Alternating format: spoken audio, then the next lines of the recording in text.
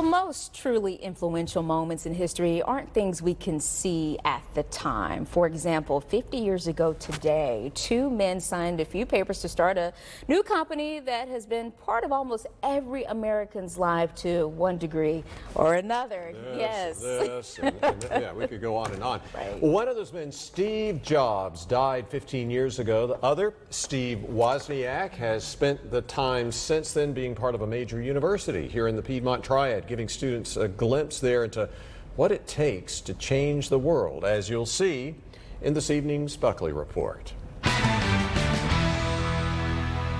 I knew exactly where I was going in life. Steve Wozniak is an engineer who, to most people, seems more like a magician. By 8th grade, I built a little computer adder subtractor, won the best electronics project in the Bay Area Science Fair. As the innovator in residence at High Point University, for 14 years now, he's given sage advice to enthralled students taking notes on MacBooks. Be excellent, not just good. And talks to those young people whose parents were still kids when, 50 years ago on April 1st, no kidding on that date, Wozniak and that other young Steve drew up these documents and signed them, creating Apple computers and change the world. We wanted to someday use technology when it came closer to starting Apple. We wanted to use technology to make blind and sighted people more equal. And look how we've succeeded.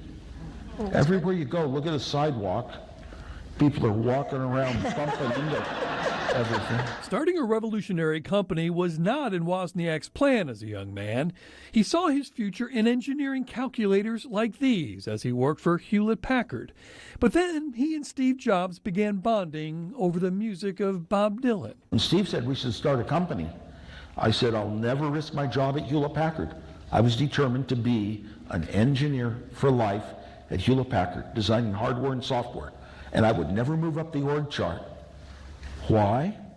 I was anti-political from the Vietnam War days. I would never be political. I would never vote. Woz had the kind of mind that looked at the room-sized computers of the 1960s and thought, what if this could sit on a desk and actually be fun? Though in this interview from 1984, even he undersold its potential. Microcomputers really don't have a very strong place in the home, that the market will probably not be any greater percentage than the number of homes that used typewriters, which might have been 10%, might have been that low. I mean, we might have almost saturated that market of people that are going to buy microcomputers for their home. Woz came around, though, when he created this machine, the Apple II, that he says changed the world by reminding us that sometimes the most revolutionary act is simply making something beautifully, generously usable. You could look at a screen with a problem and you'd see a few words that would guide you.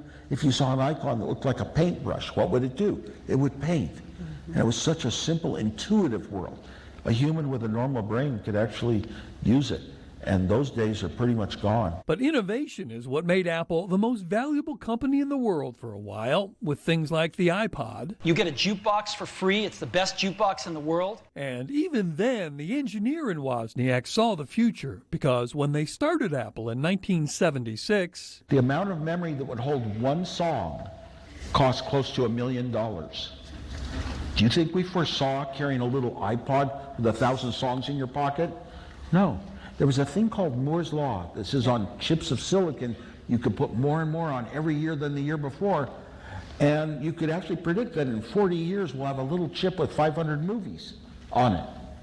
But you never know when Moore's Law is going to hit its physical limits of atom size. Steve Wozniak helped shrink the distance between humans and machines, making the coldness of ones and zeros into something colorful, personal, and even a little mischievous. Goes fast, doesn't it? Yeah. It really By the way, I'm the only person that's had an Apple paycheck every week since we started the company. Like the man himself. I'm still an employee. Bob Buckley, Fox 8 News. Wozniak told the students that if they have the opportunities to be parts of startup companies, they should take those opportunities. He also said that technology moves so fast, it's impossible to see where it's going 15 or 20 years down the road. So the best strategy is simply saying, what could we add to this company next year? And keep doing that year after year, and you'll find success will come.